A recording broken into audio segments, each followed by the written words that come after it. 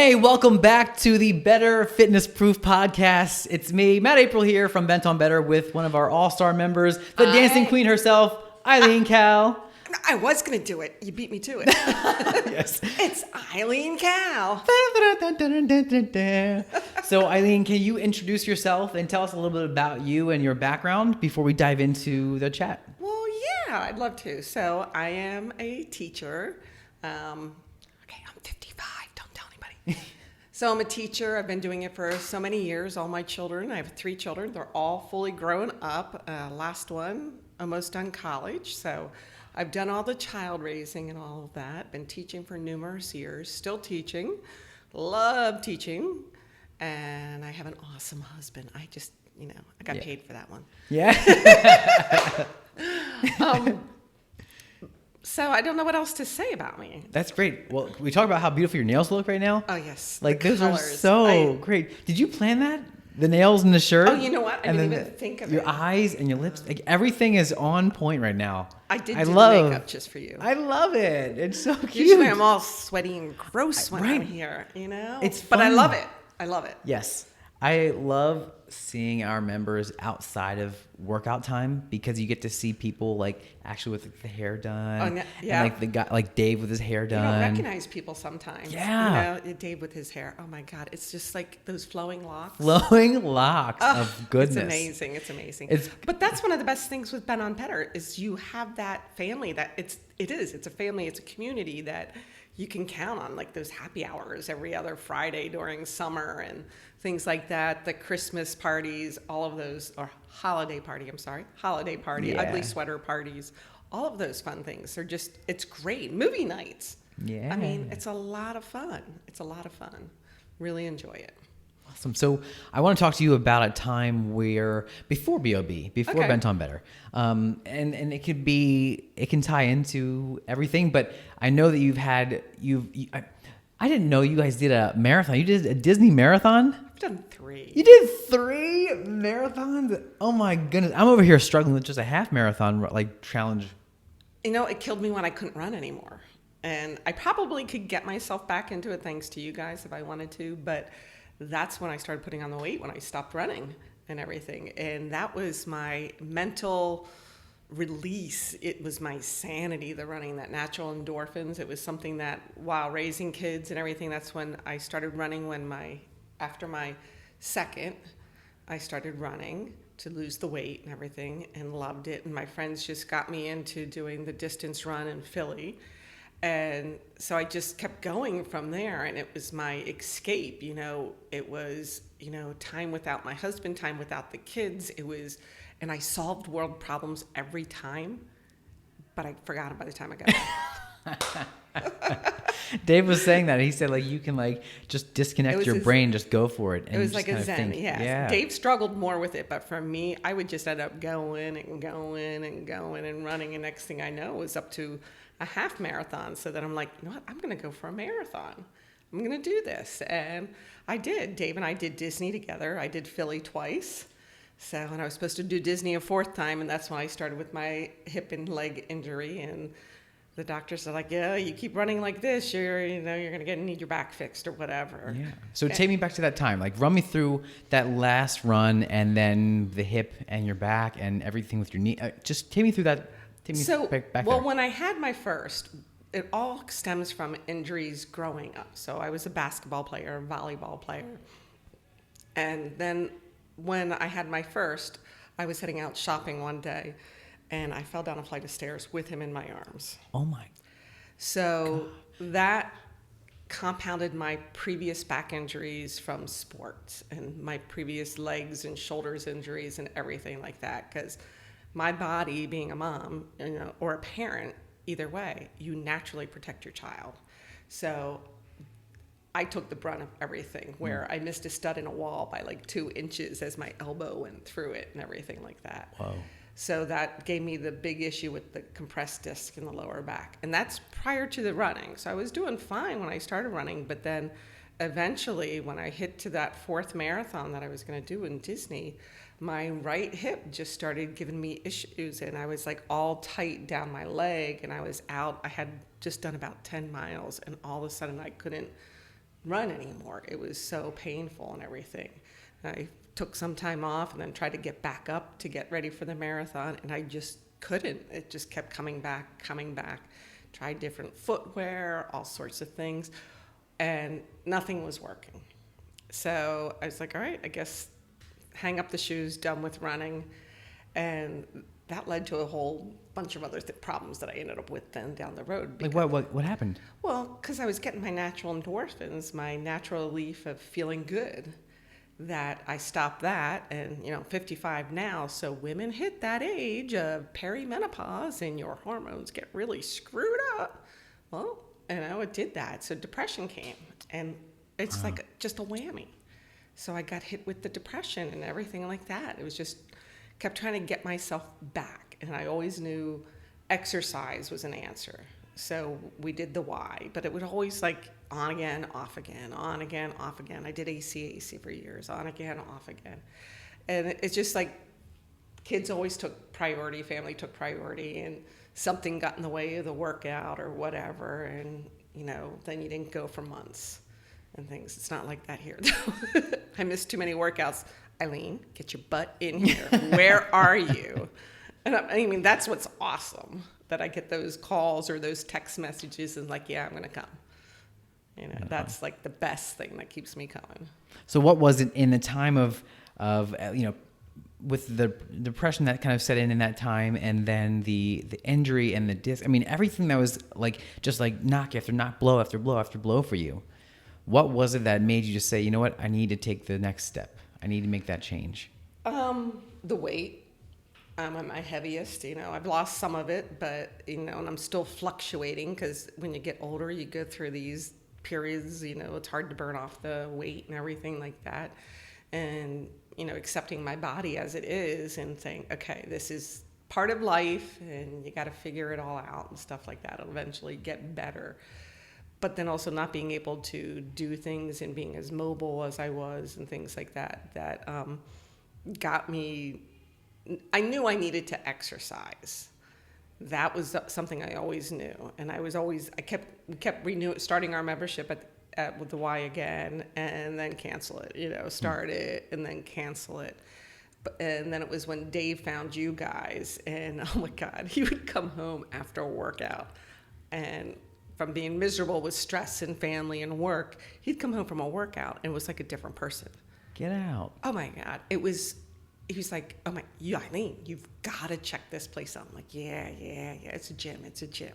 I'm like, no, you really got to check this out. I've never been to something like this. He would come home so happy, and he was working out. He'd do the Y. He didn't come home happy after the Y. He'd go to ACAC when we were there. He didn't come home happy after that. But it was just the feeling of the community when he came in here, and you and Nick at the time were the big ones. And I guess Alicia eventually was there. I don't know if she was there then or not. Yeah, the times were with Dave in the morning. You'd see more. Right. Yeah. So he saw more of you and Nick and everything. Yeah. And just all the people that it didn't matter what you looked like, your shape or your size. He was comfortable in his skin and felt good about working out. And that was like the thing. And the positivity. I mean, that's the biggest thing I have to say I love here. And I wish more businesses, schools, teachers, and everything like that could take your positive attitudes that you guys have and bring it with them, because there's too many negative ninnies everywhere else. People cut each other down. They do things like that. But I noticed, like, after we've worked out here, we come home happier and we're good and everything. And eventually we get in our cranky, cantankerous, curmudgeon selves again. But it's just, there's such a positive vibe, and it's amazing. You're right. And the community makes a huge part of that experience. The people here. Yeah. Meeting the mayor, I'm going to say their last name wrong. Maynards. Yeah. And Porcia. Prakas. Yes. Excuse me. The hosts of All right. of the I should Friday just nights. go with first names. Yeah. You know everybody's first names. Yeah. Glenn and Jan and Tim and Daria, all of them, just getting to know all of them and having the fun with them and the joking and the fact that the ones who have bands that we get together and we'll go out and support them at their events and stuff like that. You don't find that other places. I love that. You find it in a work environment if you have a good camaraderie with your colleagues and stuff. But you don't find that out at gyms. You really don't. You maybe find one or two people that you get to hang out and do things with. Yeah. So it's kind of cool. It is so cool. And back to you with your, I mean, I know, but Right. for people who are listening, they don't know like the struggles you deal with on a regular basis with just like your knees and your shoulder. Yeah. Like fill me in with everything that's been going on and like what you've been doing. When I first started here, I had the problem with my knees and learning that, impact was no longer good for me. And that, from basketball, volleyball, and all the running and stuff. Not that I was a good basketball or volleyball player. I'll give yourself more credit. I'm sure you're great. No, Dave could kick my butt anyway. But, learning that I couldn't do the impacts, and that the biggest thing was knowing that I was doing the exercises wrong. Every time, like I would do those, I joined Beachbody for a while where I was doing the Beachbody workouts, and I would do them, but then my legs would hurt, my back would hurt. And I'm like, well, it's part of the process. It's going to hurt until you lose the weight, until you build your muscles. But here I found out it doesn't have to hurt, that there's something going on wrong, or I'm not doing something that's causing the pain. And learning how to use more of my body, more of my muscles, engaging that core constantly, it's like ridiculous. It's like, really? I had to do that all this time? Like, I thought doing a squat was just your legs. I didn't know I needed my core that much when I did a squat. I didn't know that part of when doing the squats so that my knees weren't hurting was getting my legs to turn the right way. The ankles, like Dave and I go home and we discuss this, and he watches that squat you. Oh, and he yeah. goes, like, he'll figure out, he goes, well, I think I need to do this too. Nick said this and Matt said this. And he's trying to figure out how to do it right. And I go, well, I found, just from listening to them, that it's this little twist in my ankles. He's like, how the heck do you do that? I'm like, I don't know. It's just, that's what works. My knees go out and I can do it. So those were the keys, finding those things out. And that when I came in here, if there was any discomfort whatsoever, I didn't have to feel embarrassed that I had to continue through the workout. And I saw that with all the people here, all the members, anybody who had injuries when Daria did her hand, people after surgeries and things like that. You take the time to help them still be with the class, but to do things just for them and for their injuries. And so back in November, something happened to my shoulder. It popped or something after one of our workouts here with Nick or whatever. We have no idea, and it took forever. With COVID, you couldn't get into doctor's offices or anything like that. So it's just Nick guiding me and doing it, and eventually it's fine. I almost got it back to 100%, not quite, but it's just learning and redoing it. And you guys are so good at guiding us through those things so that we're pain-free and that we can recover to have an active life. Like today, I don't know if Molly told you, that get up. No, she didn't tell me. Tell me. What's that thing? The Turkish get up. Huh? Yeah, the Turkish get up. Turkish get ups. Yeah. We did it all the way from the floor, all the way up. And I'm like, I could do this. Did you do it? Oh, yeah, I did it. One side's definitely smoother than the other. Yeah, that happens. We all have those. If I had a tray, I may have dropped it several times. Well, it's a good thing you weren't carrying anything. Yes, it's a good thing. But I sat there thinking, and Andrea was there with me too in the class, and we go, this is something that as we get older, we really need to be able to do this. My mother-in-law at 85 can't get up off the ground without assistance of some piece of furniture or something. And I'm like, this is what they need to learn. Yes. And so I'm learning tools that are going to help me for my future. And if I'm able to keep up doing that Turkish get up, if I fall on my butt, I'll be able to get up. Yeah. Yeah. And to that point, that's exactly why we do everything that we do here. And you and Dave know you've eventually, I think Dave has eventually learned that there is always a reason for why we do what we do. Right. It's not just like randomly picked exercise, like, hey, let's just do a bunch of these things and put them all together. Right. There's a purpose to everything that we Right. do here. So you can apply that to your life. And I always tell people, and you've probably heard this being a teacher, like knowledge is powerful, but applied knowledge is power. Yes. Yes. And so applying what you're learning here and practicing it here and going through failure, we want failure here. We want you to fail. What? So you can learn to success. Exactly. If you can learn from those failures, you can then lead to success and then translate that into your everyday life. Yeah, that is posture, so true. knees, shoulders, back. That's like as you watch me adjust. Like that's one of the biggest things I start remembering and thinking of my posture and things after being here. Because Nick and I talked about when my hip starts bothering me. He goes, "It's you're favoring one side more." Especially as a teacher, I stand a lot. Yeah. And sometimes not with the greatest footwear on and stuff like that. And he goes, you just got to make sure you're shuffling yourself, shifting your weight more and stuff like that.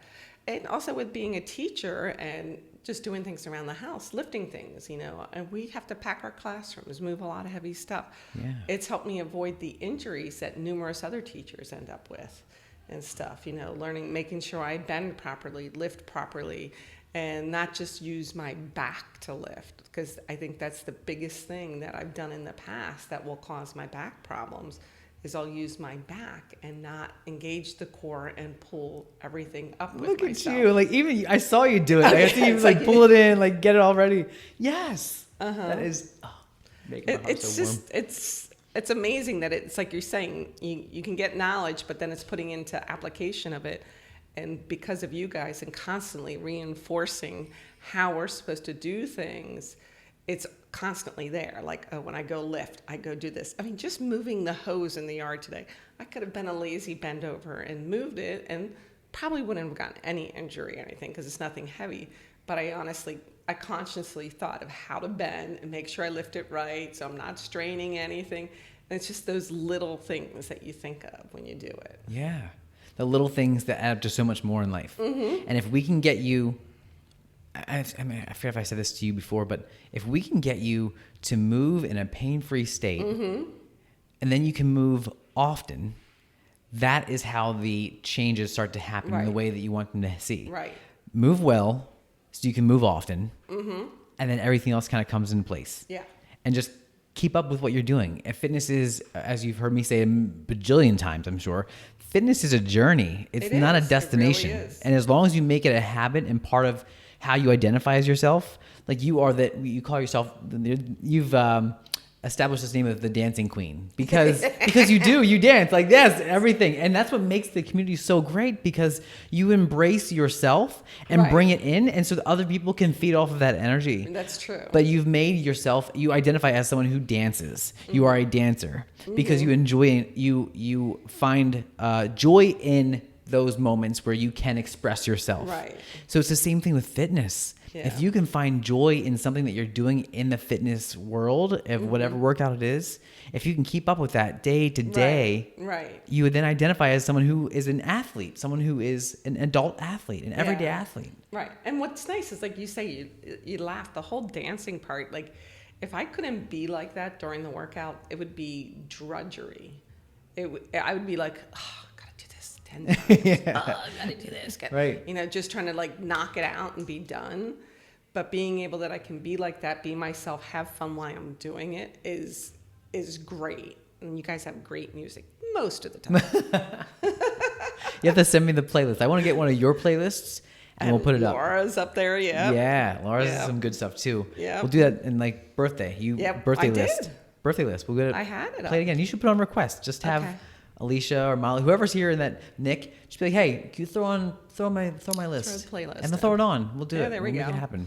And that way everyone else can get up and dance. Get up and dance with you and make it happen. You gotta just come on, Eileen. You got it going. Yeah. So we've went through the journey. So where are you? I want to say, like, what are some of your biggest wins right now? What are some of the biggest things for you currently that 5 years ago Eileen couldn't say? Where are you now? Where am I at now? Well, just being that I'm trying to stay regular with the workouts, coming here consistently and being as regular as I can with them and stuff. Yeah. So to me, that's a big win. I mean, we're up to year 3. Yeah. That's the longest since running that I've worked out without any interruptions. I mean, we had some downtimes here and there with COVID the past year, and things, whatever.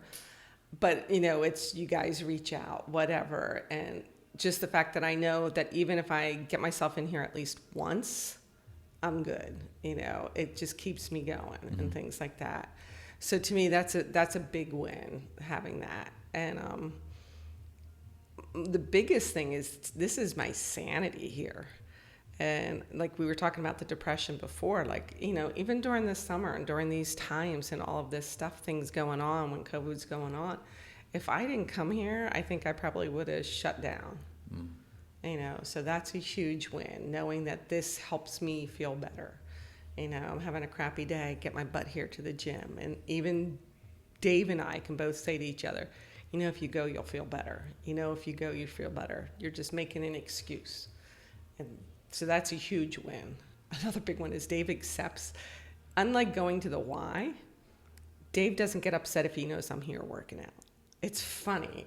Like when I used to go for the workouts, I'll be after work at the Y or something. He's like, oh, dinner's going to be so late, blah, blah, blah, this and that. You're just doing a workout. But because he loves this and he believes so much in it, he's like, yeah, go ahead, good. Yay, go. Like I'll get the text back. Yay, go. Have a great time. Oh, yeah. And stuff. Well, that's huge, having your partner support you in your journey. Yeah, I think that's what makes people so successful or not successful, right. is when the person who's the counter to you right. is supporting you, rah-rah, or is doing alongside of you or right. against it, just kind of like, okay, you're doing your thing, good luck, like have fun. Like that is a big dynamic. It's a huge difference. And don't get me wrong, he was supportive when I used to do it at the Y. Right. It was just that he wasn't we weren't doing the workouts together like we are now. When I was going to the Y, he preferred if I went early in the morning, so I was coming right home from work and things like that. And so that was the biggest issues and stuff like that. And he doesn't mind it now because we come a lot together, especially when we hit back to school. It's 5:30 in the morning. We're both in here, usually on the same time, you know, same days, doing our workouts and things. So he knows what's going on. He loves it here. Yeah. And he loves you. I mean, he's dedicated to you. 30 years? 30 years this year. 30. Oh, September 1st will be 30. That's crazy. Congratulations. Thank oh my you. gosh. Like we know you're going to hit it, but that's incredible. But the point I want to make was with Dave, he is such a gentleman in that he wants the best for you and he wants to see you succeed. Yes. And so it's like, here he knows that not only are you working in a great community, but that he knows that he can do it with you, and that he knows that you're here like making yourself better, right? And that he's dedicated to seeing you see that progress with him and go along the journey with. Like you guys are part of the journey together, and that's what I love about it. You guys do it together. True. That is together. True. We're doing it together. That is true. Trying to get my daughter to come back, but she's busy. She's a busy bee. She's too busy, those college girls. We got it. But we'll be here when she's ready. I know. So I'm going to do a quick commercial. Okay. And then in the meantime, I want you to think about, I want you to speak to someone. I want you to speak to yourself back when you were in that depression state. When you were depressed, when you had just had that injury, the hip, your discs, the hip, your knee. Bring us back to that time. Okay. And I want you to speak to that person who's listening, who's going through that same thing. Right. Speak to them directly and tell them what you needed to hear that time, so you would have taken action sooner instead of waiting until the time to come along. Okay. Okay. So, real quick, if you're watching this on YouTube, make sure you swing by YouTube, click the subscribe button, give us a thumbs up on this video if you like it, give us a comment in the comment section, tell us what you've enjoyed, tell us some of the big wins that you've been going through, the struggles that you've overcome.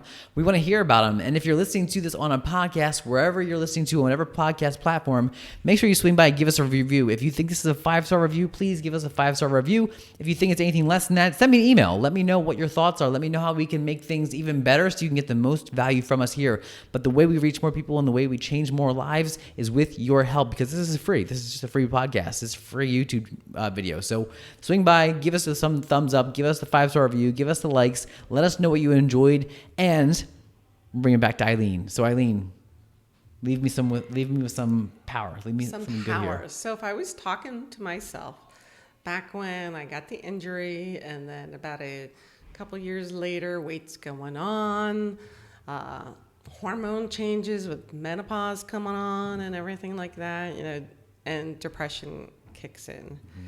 So what I would say to somebody then is, you're not alone. And you're not the only person who struggles with these things, because not enough people talk about it, especially with mental illness and stuff, that these are normal. It's normal.